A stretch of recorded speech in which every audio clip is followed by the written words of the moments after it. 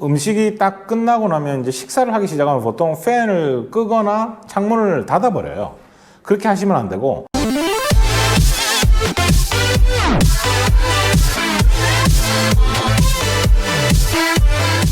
아까 말씀드렸던 이 IRC, WHO IRC에서 그룹 1로 런 캔서로 이제 나와 있는데, 폐암 발생의 명확한 증거로 나와 있는데, 뭐 흔한 예로 여러분들도 그 성면 잘 아시잖아요. 성면이 1급 발암물질로 돼 있는데 아직 뭐 전체 학교나 또 평택대학교도 일부 건물에 아직 성면이 있습니다. 그래서 오래된 건물에 성면이 많이 포함되어 있는 그런 부분인데, 전체 학교에 아직 한 40% 가까이 아직 성면 제거를 못했죠. 그럼에도 불구하고 이 서울 경기권은 지진이 일어나지 않기 때문에 성면은 제품에 있는 게 진동에 의해서 환경적으로 나오거든요. 그런데 이제 아무래도 울산이라든지 밑에 포항이라든지 이런 지진이 일어나는 곳은 빨리 성면을 제거해야 진동에 의한 추가적인 노출이 없다라고 이렇게 보시면 될 것 같아요. 서울 경기권은 그나마 좀 지금 지진이 없기 때문에 충격이 좀 덜 일어나는, 그래서 성면 노출이 좀 덜한 그런 부분들도 있습니다. 그럼에도 불구하고 성면 자체를 포함하고 내재되어 있다는 건 그 위험성 자체를 내재하고 내포하고 있다는 거기 때문에 제거해야 마땅하고, 또 그런 노력들을 계속 하고 있습니다. 아까 말씀드렸지만 그룹 1에 포함되는 것은 성면 미세먼지, 그리고 대기 중에 유일하게 대기 기준치를 가지고 있는 벤젠 5 마이크로그램 퍼 큐비미터라고 있는 벤젠이 있죠. 실제 미세먼지는 우리 호흡기로 가는 게 제일 많지만 피부랑 소화기 계통으로 가는 것들도 굉장히 많고, 또 아토피 피부염의 발병에 이미 메커니즘이 밝혀져 있고요, 환경부 자료를 통해서. 그리고 모든 질환들, PM10하고 블랙스모크, 오존, PM2.5라고 되어 있는데, 아메리칸 스터디나 유로피안 스터디에서도 봐도, 특히 아메리칸 스터디에서 보면 PM2.5와 호흡기 질환과 모든 질환, 그리고 카디오바스큘라, 심혈관계 질환 자체가 PM2.5의 연관성이 굉장히 높다, 이를 상회하고 있죠. 그래서 렐라티브 리스크, 상대적인 비교 위험도가 더 높아지는 것으로 알 수 있습니다. 그래서 아까도 말씀드렸지만 PM10에 대한 PM2.5 비율이 굉장히 중요한 건 그 위해성이 더 높을 수 있다 라고 얘기를 하는 거죠. 그래서 경기권이나 인천권의 이 PM2000 연도별로 지금 그 질환 질병에 미치는 게 얼마나 더 많아지고 있냐라고 했을 때, 이제 경기권과 인천권이 조금 높아지는 경향성, 그런 분들을 좀 볼 수가 있습니다. 그래서 이제는 미세먼지, 뭐 요즘 유치원생도 미세먼지는 다 잘 알죠. 코로나하고 미세먼지는 잘 압니다. 이제는 어떤 이 건강에 대한 염려, 이런 게 많은 정보에 의해서 일반 시민들도 뭐 준 전문가 정도의 수준으로 지금 정보에 노출되고 있고, 또 그렇게 인지를 하고 있기 때문에 이 주 정부에서나 시에서 굉장히 그 높아진 시민들의 어떤 건강에 대한 인식도, 환경 복지에 대한 인식도, 이런 게 이미 많이 높아져 있기 때문에 이런 환경 보건학적인 노출 관점에서 굉장히 퀄리티 있는 정책들, 시민들이 호응할 수 있는 정책들, 이런 것들이 이제 펼쳐지지 않으면 시민들의 어떤 호응을 얻을 수가 없고, 또 실질적인 건강도 지킬 수가 없다라고 얘기를 할 수 있습니다. 실제 여러분들 주방 후드가 차지하고 있는 리스크에 대한 저감 기술은 굉장히 커요. 우리가 늘 사용하고 있기 때문에 잘 인지하지 못하는데, 여러분들 오늘 집에 있는 주방에 있는 환풍기 한번 기름때가 얼마나 있는지 한번 보고 청소를 한번 해주시면 좋을 것 같아요. 공기청정기도 마찬가지고, 이런 어떤 필터 단계를 거치는 것들은 이 평상시에 늘 쓰는 제품들을 청소해 주는 게 굉장히 좀 중요합니다. 공기청정기도 그래서 프리필터를 일주일에 한 번씩 청소해 주는 게 좋습니다. 그래야 효율이 올라가는 거죠. 주방에 있는 필터들도 마찬가지입니다. 그래서 이게 레인지 후드의 표면에 있는 거를, 기름때를 제거를 좀 잘 해줘야 됩니다. 그리고 제가 주방조리 하면서 이런 얘기를 좀 드리는 건, 사실은 전체가 다 여기에 나오는 60, 101, 119, 269, 878이라는 수치가 전체 다 미세먼지라는 생각은 하시면 안 돼요. 왜냐면 여기에 이거를 이제 직접 샘플링을, 이 부분들을 이제 장비를 가지고 와서 읽을 때, 모니터링을 할 때 실제 장비가 가진 오차들이 있습니다. 그래서 미세먼지는 이미 조리 과정에서 조리를 시작하면 음식 표면에 나노 입자 15에서 40 나노의 크기의 초기 입자가 생성되고요.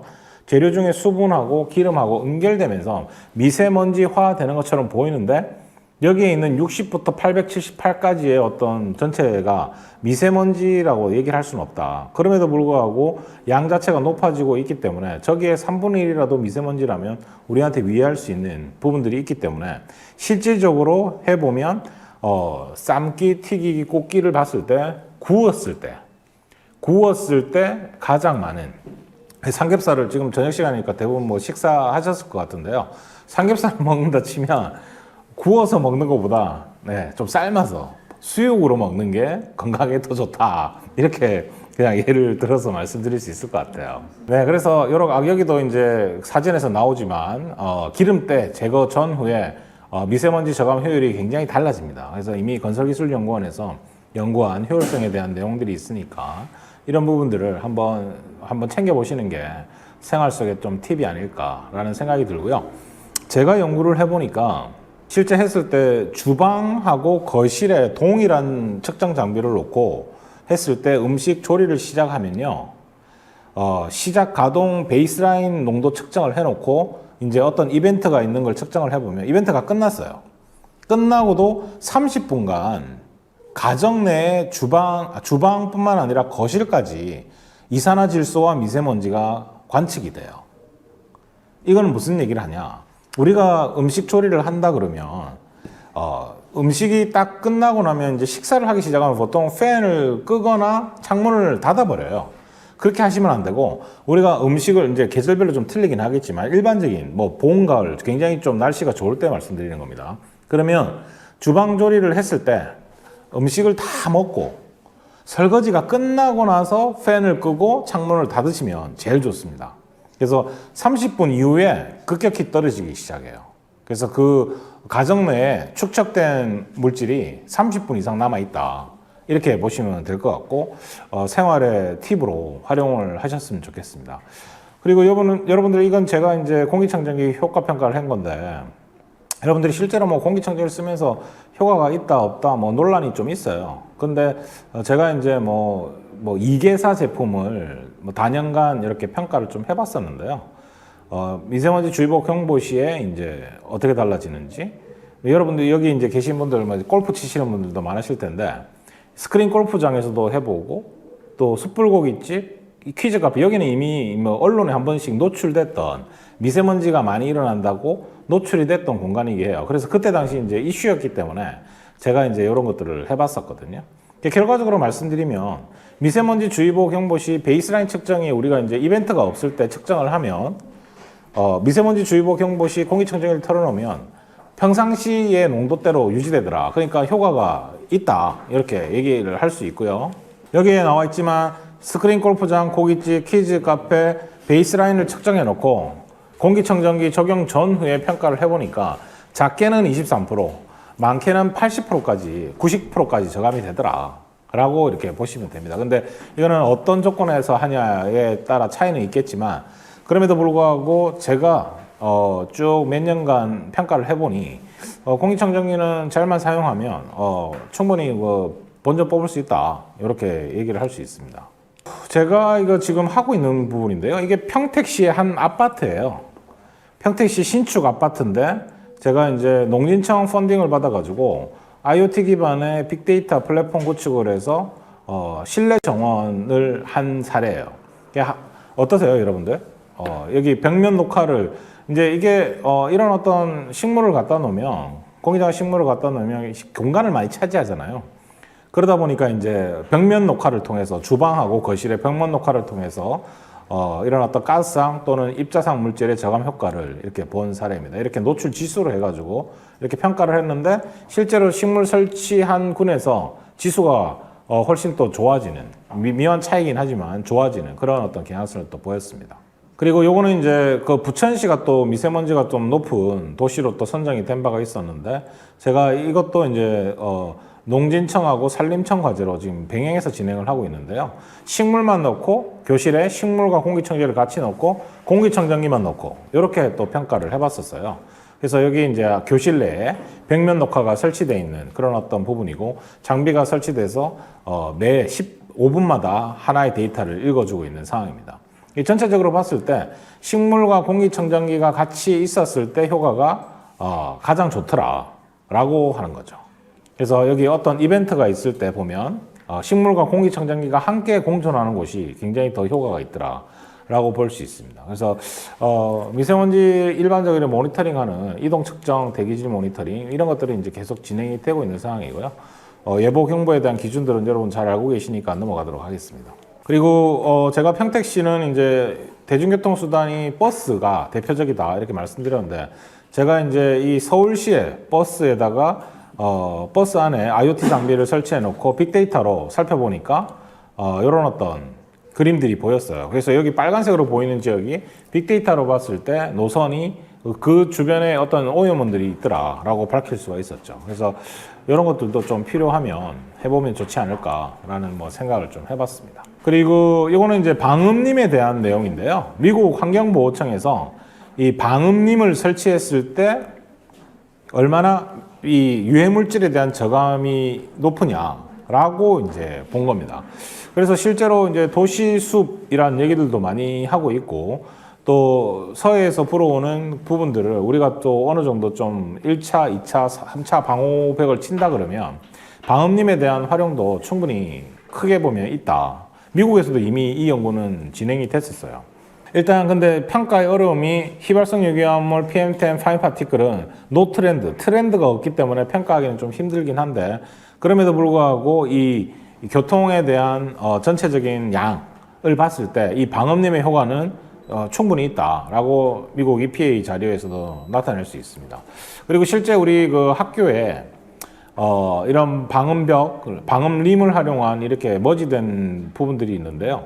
실제로 이 블랙카본에 대한 미세먼지 제어 효과 이런 것들이 일부 있는 것으로 국내 연구에서도 밝혀질 수 있었어요. 그래서 그런데 실제로 이제 이 방음벽 자체가 학교의 어떤 위치에 따라서 방음벽을 어떻게 설치하는 세부적인 시방서가 사실은 없어요.